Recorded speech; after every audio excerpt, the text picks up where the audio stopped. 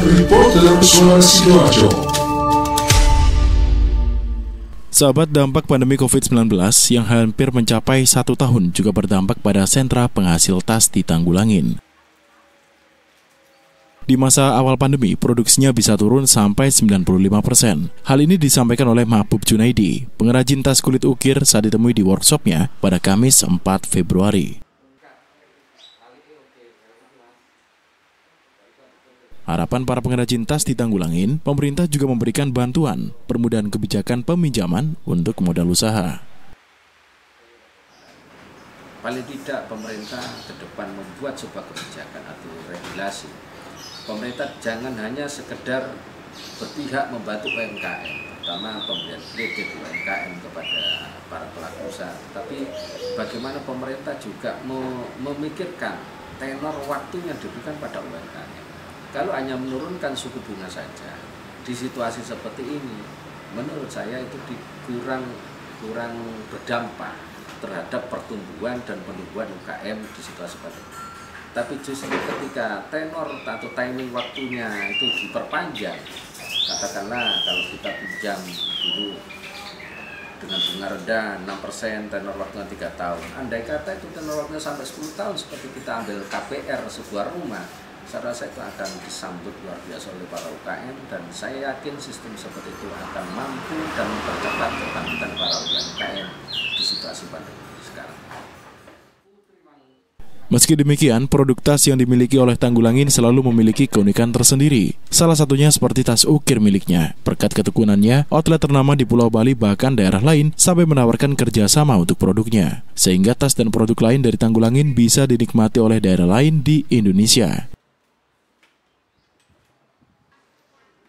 Tidak hanya itu, bahkan importir dari luar negeri juga tertarik untuk membelinya. Junaidi menambahkan, kerajinan tas di Tanggulangin dapat terus maju asalkan para pengrajin menciptakan produk yang inovatif dengan ciri khas masing-masing.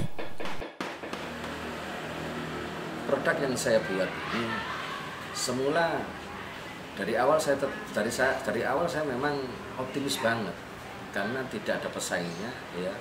Dan produk ini hanya satu-satunya yang ada di Tanggulangin.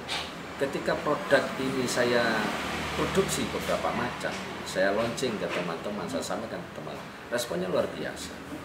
Bahkan di luar dugaan saya, ketika saya unggah ke Facebook, ke media sosial atau Instagram dan lain sebagainya, langsung direspon oleh salah satu buyer saya yang ada di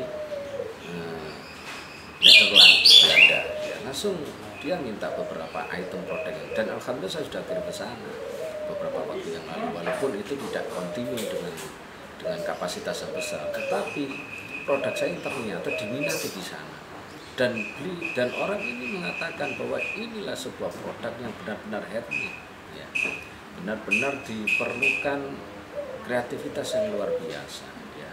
Tidak hanya ke Nederland, barang saya masuk di Timor Leste, masuk di Malaysia, ya, walaupun itu hanya beberapa bisnis saja yang saya tunjuk, tetapi itu adalah sebuah penghargaan, adalah sebuah peluang yang memang ini benar-benar harus kita kembangkan. Kalau produk saya yang kulit ukir ini masuk di Jakarta, Surabaya, Bandung itu sudah biasa, karena memang relasi kita banyak bertebaran di beberapa kota besar yang ada di Indonesia.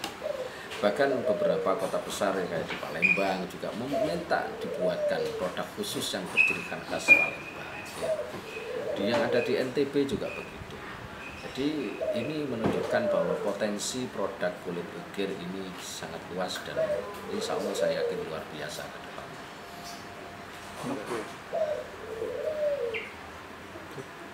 Pak, di masa pandemi ini sampai sejauh mana sih Pak dampaknya untuk para pengrajin kulit di Tanggulangin ini, dan apa harapan dari para pengrajin kulit untuk pemerintah Kabupaten Sidoarjo untuk membantu mereka? Pandemi yang datang dengan tiba-tiba dan begitu cepat memporak-porandakan perekonomian nasional. Tidak luput juga perekonomian para UKM yang ada di Tanggulangin. Mereka yang biasanya enjoy, survive, ya, memproduksi produk-produknya, mengirim produk-produknya ke berbagai kawasan yang ada di Indonesia. Demikian, saya Billy Patopoy, Suara Sidoarjo.